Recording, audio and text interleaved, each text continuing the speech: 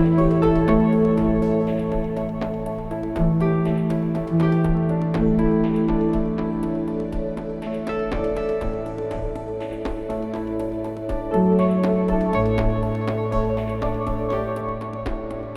motto of our vineyard is modestly to make the best Pinot Noir in the New World.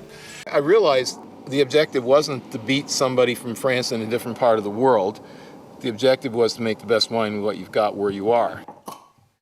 I do think that Pinot Noir can be everything from a trivial kind of wine to a really important wine. You know, whereas it takes eons for humanoid to have evolution, Pinot Noir mutates so quickly, you can have evolution in centuries. And what I've discovered is that Pinot Noir is in the smooth and elegant wine because it is light in tannin, which is what I always thought. Pinot Noir is smooth and light in body because if it has a lot of tannin, that tannin is of the type that is actively smooth. I call it sweet tannin, where the tannin is actively, positively smooth. It's mouth-filling, and it has no bite at all. But it's not wimpy, it's just big and really smooth. Now this wine is lighter in body and the tannin is much sweeter. This wine's kind of a monster. So that's a characteristic of Santa Cruz Mountain. Yes. That you have these sort of masculine but very fine, refined, sweet tannin. Yes. You know, if you want to take it back to the terroir, I'm in the foothills here of the Santa Cruz Mountains at 400 feet. When the French talk about terroir, one of the things they do is that's what they believe. The land is the vineyard. Then the grape is what you put on the vineyard to bring the vineyard to the person. This is a low vineyard because it's tight, so I've only got meter to meter spacing. And so these cordons are like only 14 inches off the ground. It's much lower than say in Napa, where the fruit zone will actually be chest high or waist high at least. Our tight spacing gives low yield, and we go for concentration and character. We've done experiments where we've harvested the sunny side, the afternoon sun side and the morning sun side. We've done experiments where we've put a misting cool system in one part of the vineyard to maintain a maximum temperature of 95 degrees Fahrenheit. A benefit if you're willing to take the time to deal with it.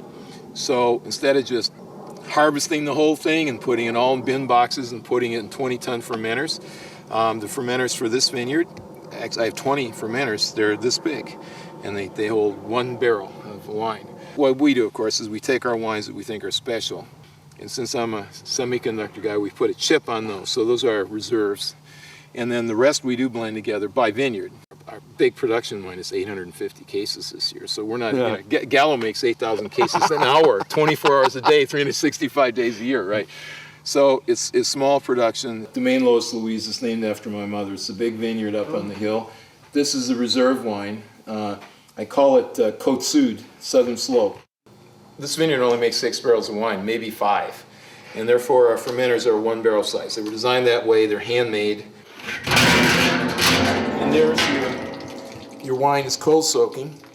This is a brix meter.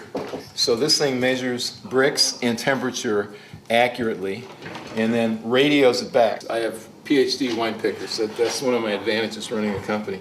So these have been stomped and crushed by foot. So this is a tool, from 1300 AD, but it's kind of a high-tech, new version of that tool. It's electropolished from here down, so it doesn't capture any liquid, and it's brush finished from here up so you can get a grip on it. This is the press plate, and it's a stainless steel plate with slots in it that are laser burned, and it has the same ratio of holes to area as an Italian basket press. So now you've got your wine up here, and your press cap is about 6 inches there, and then we siphon directly into the barrel.